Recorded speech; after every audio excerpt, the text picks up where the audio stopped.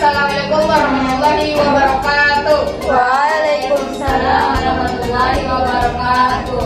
Perkenalkan, kami dari kelompok 3 akan mempresentasikan materi yang mengenai pasar monopoli. Pertama-tama perkenalkan, saya Eni Mutia Marewa sebagai moderator. Di samping kanan saya ada Mutmainah sebagai pemateri pertama. Di samping kanan Mutmainah ada Salma. Samping Salma ada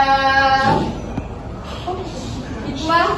Samping Hikmah ada Serina. Di samping Serina ada Maharani, dan terakhir ada Nami Wayuni. Pengertian monopoli. Secara etimologi, kata monopoli berasal dari kata Yunani monos yang berarti sendiri dan polein yang berarti menjual. Dari akar kata tersebut secara sederhana, orang memberi pengertian monopoli sebagai suatu kondisi di mana hanya ada satu penjual yang menawarkan suatu barang atau jasa tertentu. Jadi pasar monopoli adalah suatu bentuk pasar di mana hanya ada satu perusahaan yang menjual produk atau komoditas tertentu. Barang yang dihasilkan tidak mempunyai pengganti yang mirip.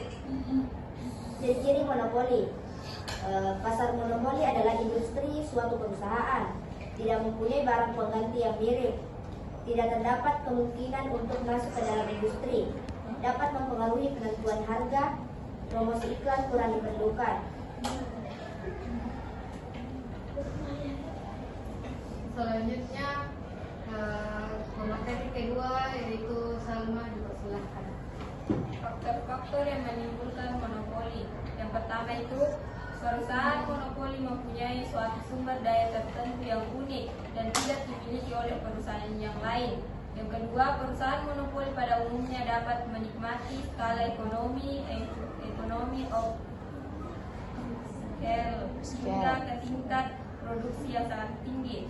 Yang ketiga itu, monopoli wujud dan berkembang melalui undang-undang, yaitu pemerintah memberikan hak monopoli kepada scale hingga ke tingkat produksi yang sangat tinggi. Yang ketiga itu, monopoli wujud dan berkembang melalui undang-undang, yaitu pemerintah memberikan hak monopoli kepada perusahaan tersebut. Kurva permintaan dan kurva penawaran. Yang pertama itu kurva permintaan monopoli. Dapat dilihat di kurva gambar, yaitu berbentuk huruf U yang terbalik. Kurva seperti yang terdapat pada gambar kurva, yaitu yang menggambarkan bahwa kalau harga semakin rendah maka jumlah yang diminta semakin banyak. Apabila elastisitas permintaan lebih kecil dari 1, maka penurunan harga akan mengurangi hasil penjualan. Dan apabila elastisitas permintaan lebih besar 1, maka penurunan harga akan menambah hasil penjualan. Baik, terima kasih kepada materi kedua. Selanjutnya adalah kurva penawaran monopoli yang akan dibacakan oleh saya sendiri, yaitu misalnya pada mulanya permintaan adalah B0, marginal revenue adalah MR0, sedangkan marginal cost adalah MC. Keuntungan maksimum akan digapai bila perusahaan berproduksi sebanyak W. Realitas yang seringkali menimbulkan banyak persoalan. Telah dibahas mengenai persoalan-persoalan etis yang timbul dari persaingan tidak sempurna. Pemerintah memiliki peran penting untuk menanggulangi persoalan tersebut. Peran yang dimaksud adalah kebijakan yang fair dan seimbang. Pemerintah tidak boleh menerima yang satu dan menyingkirkan yang lain. Pemerintah harus menjadi pendengar. Menjadi pendengar tidak berarti harus lunak terhadap perusahaan, juga terhadap rakyat. Pemerintah harus menjalankan kebijakan yang telah diatur sebagai mestinya. Kebijakan kelebihan, kelemahan, dan dampak adanya monopoli. Kebijakan pasar monopoli, yaitu melindungi pasar, menguatkan cita-cita bebas di pasar bebas di mana fairness harus dijaga, melindungi konsumen, melarang praktik bisnis yang curang dan tidak fair, melindungi perusahaan kecil dan menegak dari praktik monopoli. Diharapkan dengan adanya undang-undang anti monopoli, masyarakat dapat terlindungi serta mendapatkan barang-barang dengan harga yang sesuai. Selain itu, pengusaha kecil dan menengah dapat menjalankan usaha mengapa ada kekhawatiran tentang keberlangsungan bisnis mereka. Selanjutnya saya kembalikan ke moderator. Baik, selanjutnya pemaparan materi oleh Serina. Prium seperti ini yaitu di mana ada keuntungan lebih ekspres profit yang berlaku bagi jangka panjang maupun jangka pendek. Sebabnya adalah jangka panjang pun kasus monopoli menganggap bahwa tidak ada perusahaan baru masuk atau biasa masuk. Keuntungan lebih atau ekspres profit sering disebut dengan istilah keuntungan monopoli Q kali P kali C masih tetap biasa dinikmati produsen dalam jangka panjang. Itu tadi pemaparan materi dari saya. Selanjutnya pemaparan materi dari Melunena. Kebijakan pemerintah dalam monopoli alamiah. Persaingan tidak sempurna dalam pasar bebas merupakan realitas yang seringkali menimbulkan banyak persoalan. Telah dibahas mengenai persoalan-persoalan etis yang timbul dari persaingan tidak sempurna. Pemerintah memiliki peran penting untuk menanggulangi persoalan tersebut. Peran yang dimaksud adalah kebijakan yang fair dan seimbang. Pemerintah tidak boleh menerima yang satu dan menyingkirkan yang lain. Pemerintah harus menjadi penengah. Menjadi penengah tidak berarti harus lunak terhadap perusahaan, juga terhadap rakyat. Pemerintah harus menjalankan kebijakan. Di gambar yang pertama itu yang ditunjukkan adalah keadaan di mana perusahaan mengalami kerugian. Kerugian akan dapat diminimumkan apabila keadaan MC sama dengan MR tercapai. Ini berarti perusahaan harus mencapai tingkat produksi sebanyak Q. Pada tingkat produksi ini harga mencapai P besarnya kerugian yang diderita digambarkan oleh quote. Walaupun mengalami kerugian, perusahaan akan terus beroperasi selama hasil penjualannya melebihi jumlah biaya produksi atau harga melebihi ASC. Jadi itu gambar pertama itu keseimbangan jangka pendek mengalami kerugian. Gambar kurva kedua yaitu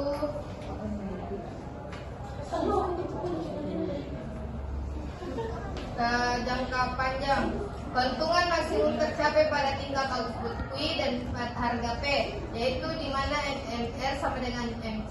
Jumlah keuntungan total yang diterima perusahaan tersebut adalah area garis yaitu yang garis putus-putus dikali dengan jumlah input Q. Yang perlu diperhatikan di sini adalah equilibrium. Baik, kepada saudari Maratus Solihah, persilahkan. Baik, terima kasih kepada moderator. Langsung saja pertanyaan saya, apa dampak yang akan dirasakan oleh masyarakat jika pasar monopoli diterapkan?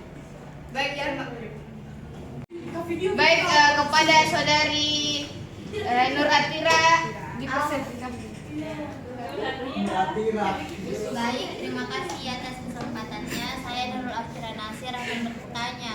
Yang pertanyaan saya itu kan dari tadi ada dijelaskan tentang monopoli itu hanya satu perusahaan saja yang berdiri. Nah, kenapa di pasar monopoli itu hanya satu saja perusahaan yang berdiri? Contohnya itu kayak Pertamina, PDAM, sama PLN. Kenapa hanya satu saja? Itu. Sekian dari saya.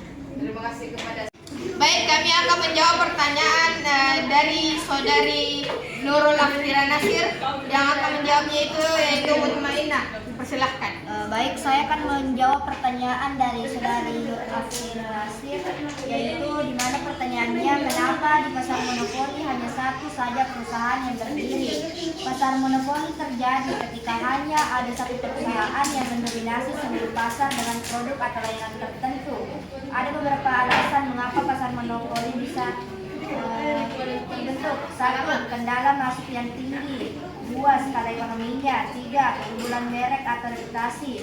4. Regulasi pemerintah. Meskipun pasar monopoli dapat memberikan keuntungan bagi perusahaan yang mendominasi pasar, hal itu juga dapat merugikan konsumen karena kurangnya persaingan dapat mengakibatkan harga yang tinggi, kurangnya inovasi dan kualitas produk atau layanan yang rendah. Karena itu dalam banyak negara ada upaya untuk mencegah atau menghentikan kekuasaan monopoli melalui regulasi administratif yang bertujuan untuk mendorong persaingan yang sehat dan melindungi kepentingan konsumen. Saya kembalikan ke moderator. Baik, itu tadi jawaban dari kelompok kami. Kepada audiens, apakah ada ini yang menambah atau menyanggah dari jawaban dari kami?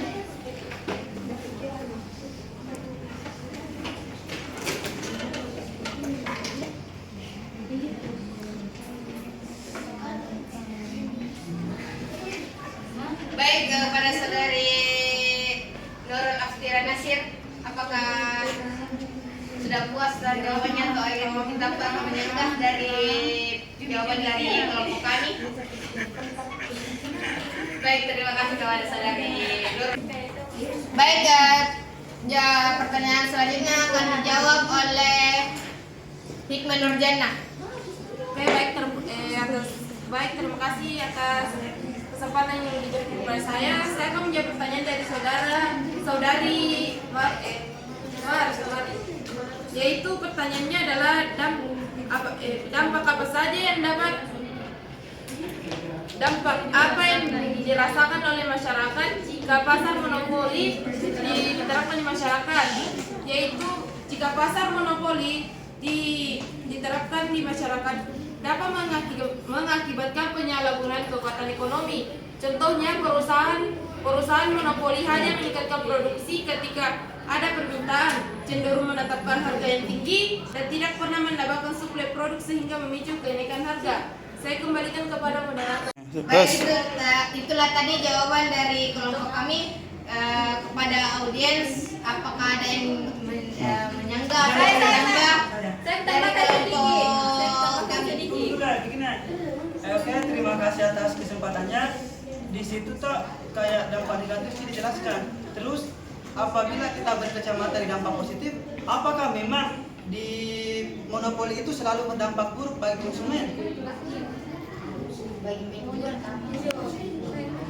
Baik, kepada saudara Salman, silakan. Bisa itu berdampak kepada konsumen karena masyarakat itu kalau muncul itu monopoli di masyarakat itu seenaknya kasih ke harga. Jadi itu apalagi itu perusahaan kayak Pertamina, perusahaan besar itu harus asetnya negara, harus dikelola. Iya, memang berarti secara tidak langsung Anda menyiapkan bahwasannya monopoli memang selalu berdampak buruk bagi konsumen. Iya, karena kalau turun di masyarakat itu bisa minum harganya seenaknya. Beli di Pertamina Malunan, jadi bukan masyarakat yang dikelola. Enggak, ini kata tunggu. Baik, itu tadi kayak sanggahan dari saudara Andi. Baik, dipersilahkan kepada saudari Maratus Solihah, apakah ada cukup jawaban dari semua teman-teman? Baik, terima kasih, saya puas. Sekian. Baik, itulah tadi pemaparan materi dari kelompok kami dan sesi tanya jawab juga dari kelompok kami. Sekian dari kelompok kami. Kekurangannya mohon dimaafkan, kelebihannya terima sendiri nih. Wabillahi taufiq wal hidayah. Wassalamualaikum warahmatullahi wabarakatuh. Waalaikumsalam.